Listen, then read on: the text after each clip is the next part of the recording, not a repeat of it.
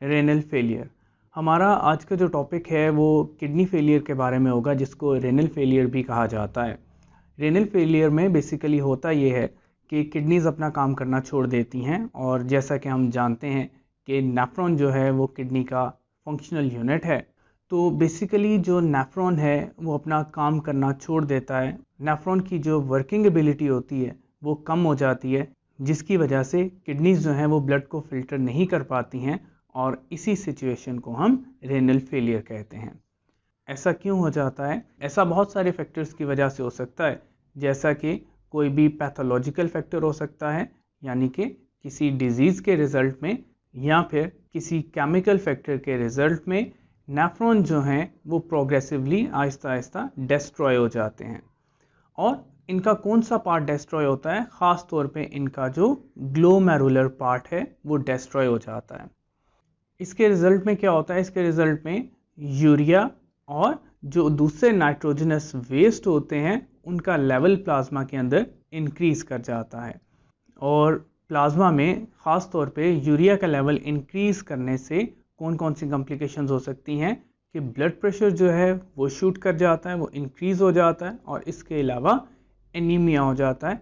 Anaemia का क्या मतलब है कि ब्लड की जो एबिलिटी होती है ऑक्सीजन को ट्रांसफ़र करने की वो कम हो जाती है।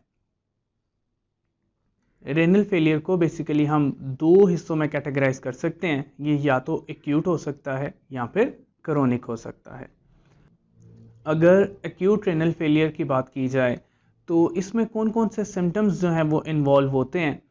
इसके अंदर सबसे पहले तो एडीमा आ जाता है। एडीमा क्या होता है? एडीमा स्वेलिंग को कहा जाता है। इसमें हैंड्स, फीट और फेस जो है वो स्वेल कर जाता है। इसके अलावा इंटरनल ब्लीडिंग होती है। ब्लड प्रेशर जो है वो इंक्रीज़ हो जाता है। पेशेंट जो है वो कन्फ्यूजन का शिकार रहता है। सीजर्स यानी कि दौरे पड़ सकते हैं। पेशेंट कोमा में जा सकता है, और अगर फिर भी इसको ट्रीट ना किया जाए तो अल्टीमेटली डेथ हो जाती है। सेकंड जो हमारे पास टाइप है वो है chronic renal failure. Chronic renal failure में कोई भी सिम्टम्स नहीं होते हैं जब तक कि किडनी 20% भी काम करती रहती है।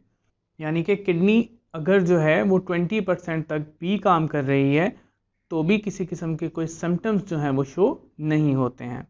लेकिन किडनी की जो एबिलिटी है जब वो 20% से डिक्लाइन कर जाती है तो फिर सिम्टम्स शो होते हैं। और वो कौन कौन से सिम्टम्स हैं?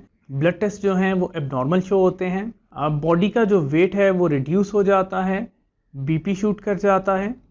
इसके अलावा एनीमिया हो जाता है, यानी कि जो ब्लड है उसकी कमी हो जाना, या ब्लड की जो ऑक्सीजन कैरिंग कैपेसिटी है उसका कम हो जाना। माउथ के अंदर एक मेटल टेस्ट जो है वो फील होता है, और अल्टीमेटली पेशेंट कोमा में चला जाता है। और अगर इस स्टेज पे भी इसको ट्रीट ना किया जाए तो आखिरकार डेथ हो जाती है। रेनल फेलियर का सबसे बेहतर तरीका इलाज तो ये है कि किडनी को ट्रांसप्लांट कर दिया जाए। लेकिन डोनर ना मिलने की वजह से या फिर कोई और कॉम्प्लिकेशन होने की वजह से अगर हम किडनी ट्रांसप्लांट नहीं कर पा रहे तो हमारे पास एक सेकंड ऑप्शन मौजूद होती है, जो कि डायलिसिस है। डायलिसिस क्या होता है? क्रोनिक रेनल फेलियर के दौरान जो फंक्शन होता है किडनी का वो मुकम्मल तौर पर ख़त्म हो जाता है, और ये इस काबिल नहीं रहती कि नाइट्रोजनस वेस्ट को रिमूव करवा सके। नाइट्रोजनस वेस्ट को रिमूव करवाने के लिए, ख़ास तौर पे यूरिया को रिमूव करवाने के लिए, पेशेंट का जो ब्लड होता है उसको ट्रीट किया जाता है थ्रू डायलिसिस।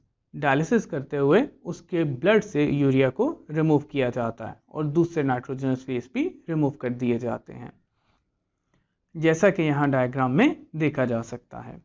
डायलिसिस जो है वो कैसे काम करता है? डायलिसिस जो है दो तरीक़ों से काम करता है। या तो ब्लड को पास किया जाता है एक आर्टिफिशियल किडनी के ज़रिए से, जो कि ब्लड को क्लीन कर देती है, और दूसरा तरीका हमारे पास ये होता है कि इसको फ़िल्टर किया जाता है एब्डोमिनल कैविटी के ज़रिए से। डायलिसिस करते हुए जो वेस्ट होते हैं और जो एक्सेस वाटर होता है इसको रिमूव करवा दिया जाता है डायलिसिस के ट्रीटमेंट के ज़रिए से, और ये ठीक उसी तरह से काम करता है जैसे कि हमारी हेल्दी किडनीज़ जो हैं वो काम कर रही होती हैं। डायलिसिस जो है इसकी हमारे पास दो टाइप्स होती हैं। एक टाइप तो हमारे पास वो है जिसके अंदर हम आर्टिफिशियल किडनी को इस्तेमाल करते हैं, और इसको क्या कहा जाता है, इसको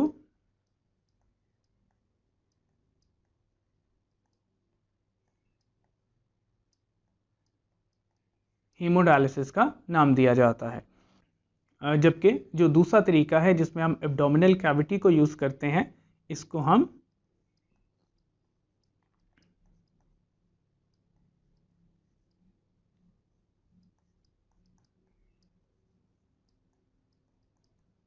पेरिटोनियल डायलिसिस का नाम देते हैं। तो पहले जो है वो हम हीमोडायलिसिस को डिस्कस कर लेंगे और उसके बाद हम पेरिटोनियल डायलिसिस को डिस्कस करेंगे। हीमोडायलिसिस में हम एक मशीन को इस्तेमाल करते हैं जिसे डायलिसिस मशीन कहा जाता है। इसके प्रोसीजर में क्या किया जाता है कि पेशेंट की वेन से जो है ब्लड को रिमूव करवाया जाता है और उसको एक मशीन के अंदर भेज दिया जाता है जिसे डायलिसिस मशीन कहते हैं। उसी मशीन के अंदर एक फ्लूइड मौजूद होता है जिसे हम डायलिसिस फ्लूइड या डायलाइज़र का नाम भी देते हैं। इस फ्लूइड को इस्तेमाल करते हुए ब्लड को क्लीन किया जाता है, फ़िल्टर किया जाता है, और फ़िल्टर करने के बाद ब्लड को वापस पेशेंट के अंदर इनकॉर्पोरेट कर दिया जाता है। इस प्रोसीजर में जो ट्यूब पेशेंट के अंदर इंसर्ट की जाती है वो डिफरेंट लोकेशंस पे की जा सकती है। वो जैसा कि आप दोनों डायग्राम्स में देख सकते हैं, आर्म में से भी की जा सकती है, इसके अलावा नेक में से भी की जा सकती है और लेग में से भी की जा सकती है। लेकिन नॉर्मली जो है इसमें आर्म की जो वेन होती है, बाजू की जो वेन होती है, उसको इस्तेमाल किया जाता है। इस प्रोसीजर को अगर हम थोड़ा सा डिटेल से देखें तो इस जगह से आर्म से जो है हमने वेन को इस्तेमाल किया और वेन से जो है वो ब्लड को बॉडी से बाहर रिमूव करवा दिया।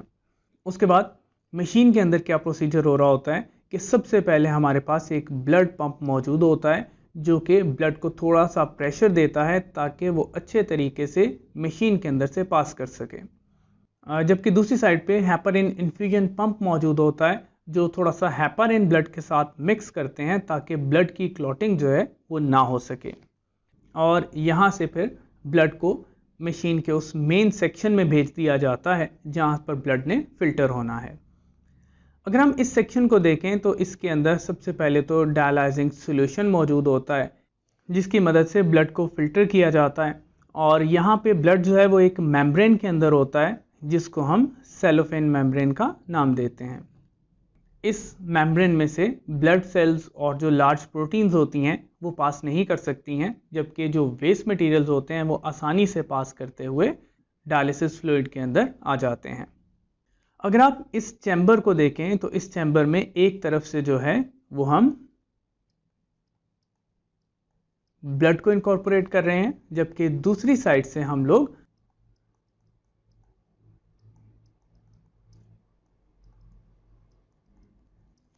डायलिसिस फ्लूइड जो है वो उसको एंटर कर रहे हैं। अब इस सेक्शन के अंदर क्या हो रहा है, इस सेक्शन के अंदर जो आपको पिंक वेजल्स नज़र आ रही हैं इनके अंदर से ब्लड को पास करवाया जा रहा है, जबकि बाकी सारे सेक्शन के अंदर डायलिसिस फ्लूइड मौजूद है। जब ब्लड इन वेजल्स के अंदर से पास करता है तो इसके रिजल्ट में क्या होता है कि तमाम वेस्ट मटेरियल्स जो हैं वो इस फ्लूइड के अंदर आ जाते हैं, जबकि जो यूजफुल मटेरियल्स हैं वो ब्लड के अंदर ही रहते हैं।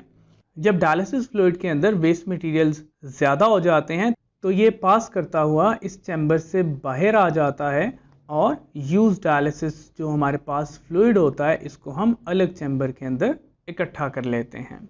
जब ब्लड इस चैम्बर से पास होकर बाहर निकलता है तो अब ब्लड हमारा फिल्टर हो चुका है और वो बिल्कुल क्लीन है। यहाँ पे ब्लू कलर में एक बबल ट्रैप को लगाया जाता है। इस बबल ट्रैप का काम यह है कि अगर इस मशीन के अंदर ब्लड के अंदर किसी किस्म का भी कोई बबल आया है तो उसको ट्रैप कर लिया जाए और बबल फ्री ब्लड जो है उसको वापस बॉडी के अंदर इनकॉर्पोरेट करवा दिया जाए। इस प्रोसीजर के रिजल्ट में हमारा जो ब्लड है वो क्लीन हो जाता है और वापस पेशेंट की बॉडी के अंदर उसको इनकॉर्पोरेट कर दिया जाता है। हीमोडायलिसिस का जो प्रोसीजर है इसको एक वीक में 3 दफ़ा परफॉर्म करवाया जाता है, और हर दफ़ा परफॉर्म करवाने में 3 से 4 घंटे का जो वक्त है वो दरकार होता है। ये जो 3 से 4 घंटे का वक्त है ये पेशेंट के लिए थोड़ा सा डिफ़िकल्ट होता है, ऐसा इसलिए है क्योंकि जब बॉडी के अंदर से ब्लड को बाहर निकाला जा रहा होता है या फिर दोबारा वापस इनकॉर्पोरेट किया जा रहा होता है तो ये एक बड़ी अनकंफर्टेबल सी फीलिंग होती है, जिसकी वजह से पेशेंट जो है वो अनकंफर्टेबल फील करता है। इस चैम्बर के अंदर ब्लड को कैसे फ़िल्टर किया जा रहा होता है, इसको अगर हम थोड़ा सा मज़ीद डीपली देखें तो यहाँ से जो है रेड कलर में ये ब्लड पास कर रहा है, जबकि ब्लू कलर में हमारे पास दूसरी साइड पे डायलिसिस फ्लूइड पास कर रहा है। इसी सेक्शन को अगर हम इस डायग्राम में देखें तो आपको समझने में थोड़ी सी आसानी होगी कि हमारे पास दो पाइप्स हैं।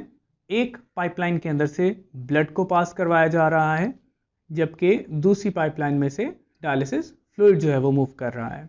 इस डायलिसिस फ्लूइड को डायलिसेट भी कहा जाता है, डायलाइजिंग सोल्यूशन का नाम भी दिया जाता है। अगर यहाँ पे आप नोट करें तो ब्लड की और डायलिसिस फ्लूइड की जो डायरेक्शन है ये ऑपोजिट है। ब्लड की और डायलिसिस फ्लूइड दोनों की डायरेक्शन को जब ऑपोजिट रखा जाता है तो इसका फ़ायदा हमें ये होता है कि जो वेस्ट मटेरियल्स का रिमूवल है वो फास्ट हो जाता है।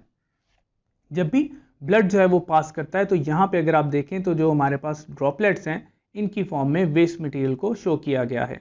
तो वेस्ट मटेरियल जो है वो पास कर जाते हैं डायलिसिस फ्लूइड के अंदर, जबकि जो हमारे पास फ्रेश डायलिसिस फ्लूइड है जब वो आ रहा है तो उसके अंदर सिर्फ यूज़फुल मटेरियल्स थे, किसी किस्म का कोई वेस्ट मटेरियल मौजूद नहीं था।